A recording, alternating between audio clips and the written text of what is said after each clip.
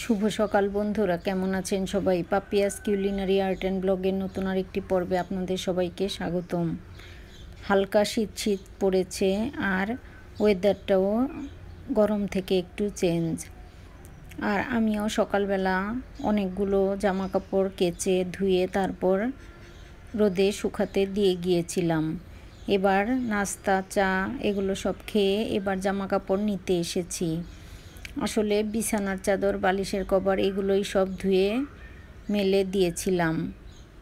আর কয়েকদিন ধরে আসলে খাওয়া দাওয়ায় কোনো রুচি নেই, মোটেও ভাত মাছ এগুলো খেতে ভালো লাগছে না। কোনো কিছু খেতে গেলেই কেমন যেন কোনো টেস্ট নেই, মাঝে মাঝেই এমন হয়। আসলে তখন কোনো কিছুই খাবার দাবার খেতে ইচ্ছে করে না, তারপরও বাঁচার জন্য অবশ্যই খেতে হয়, কিন্তু ইদানিং খাওয়া দাওয়ায় বেশ অরুচি হয়ে গিয়েছে।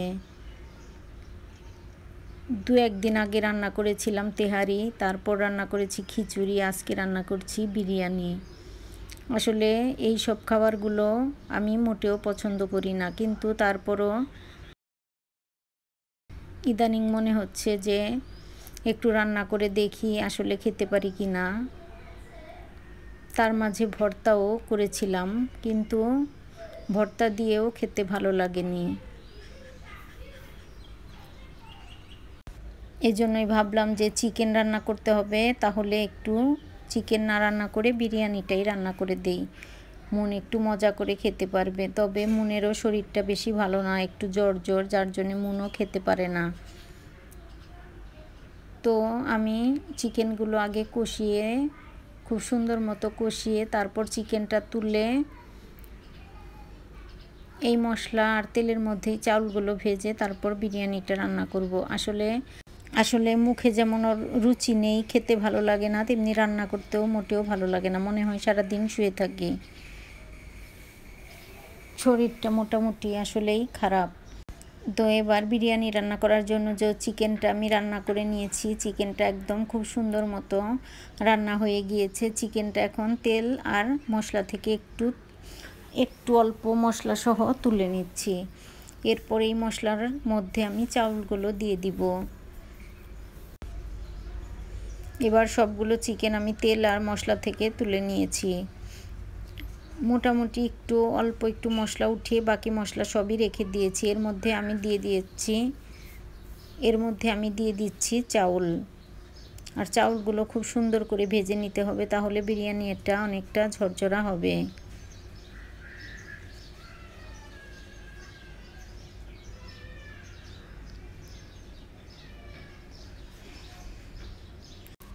আসলে মাংসটা আলাদাভাবে রান্না করে এরপর পোলাওটাও আলাদা রান্না করে নিয়ে তারপর আসলে মিশিয়েও বিরিয়ানি রান্না করা যায়। তবে আমি এক রান্নার মধ্যেই বিরিয়ানি রান্না করছি।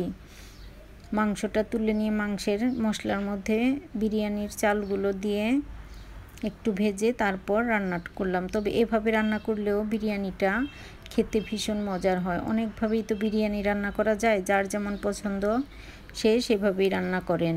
তবে আমার কাছে এভাবে রান্না করলেই বেশি খেতে ভালো লাগে।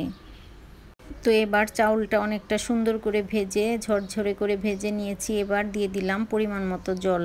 আমি এখানে 1.5 কাপ পোলাওয়ের চাউল নিয়েছি আর দিয়ে দিয়েছি 3 কাপ জল।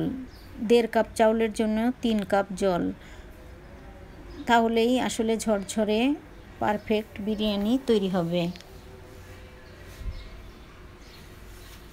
এবার জলটা শুকিয়ে গিয়েছে, গামাখা আছে। আমি এর মধ্যে কয়েকটা কাঁচা লঙ্কা আর আগে থেকে রান্না করে রাখা মাংসটা দিয়ে দিলাম।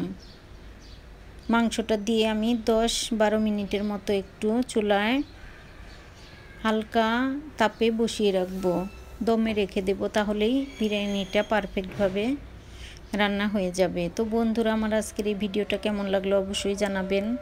যদি ভালো লাগে তবে একটা লাইক কমেন্ট শেয়ার করার অনুরোধ রইল। যারা ফেসবুক থেকে দেখছেন তাদেরকে অনুরোধ রইল আমার ফেসবুক পেজটি ফলো করার। যারা ইউটিউব থেকে দেখছেন তাদেরকে অনুরোধ রইল আমার ইউটিউব চ্যানেলটি সাবস্ক্রাইব করার। ভিডিওটি দেখার জন্য সবাইকে অসংখ্য ধন্যবাদ।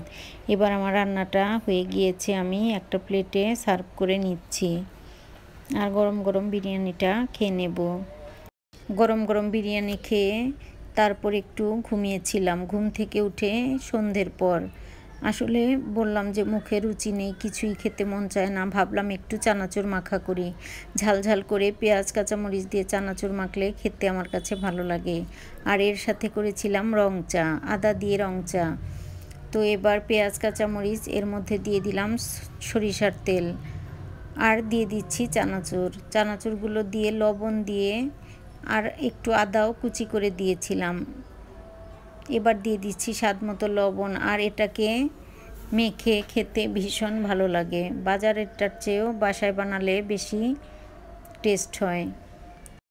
আসলে আমরা বাসায় যেভাবে যত্ন করে খাবার দাবার তৈরি করে খাই, বাইরের খাবার কখনোই তেমন আসলে স্বাস্থ্যকরও নয়, ভালোও নয়। তারপরও বাসার খাবার আমরা সব সময় খাই না, বাইরের থেকে অনেক সময় কিনেও খাই। পুজোর সময় মন্দিরে প্রতিমা দেখতে গিয়ে আমরা ঝালমুড়ি খেয়েছি, ঝাল চানাচুর খেয়েছি। আর ঝাল চানাচুরটা আমার কাছে ভীষণ ভালো লাগে। আমাদের এলাকায় এই ঝাল চানাচুরটা আসলে খুবই টেস্টি একটা খাবার। অনেক জায়গায় এই চানাচুরটাকে 12 ভাজা বলে, তবে আমরা বলি ঝাল চানাচুর। আর এই চানাচুর খেতে গিয়ে দেখলাম যে চানাচুরে কোনো পেঁয়াজই দেয়া হয়নি। আসলে আমরা যখন নর্মাল সময় চানাচুরটা খাই, খেতে ভীষণ ভালো লাগে। তখন বললাম যে আসলে চানাচুরটা খেতে কেমন যেন লাগছিল, তো আর বললাম যে একটু কাঁচা পেঁয়াজ দিয়ে দেন। তখন বলল যে আসলে আজকে চানাচুরে কোনো পেঁয়াজই দিইনি। আসলে চানাচুরে পেঁয়াজ দিলে অনেকটা পেঁয়াজ লাগে, পেঁয়াজের অনেক দাম, এজন্য কোনো পেঁয়াজই দিইনি।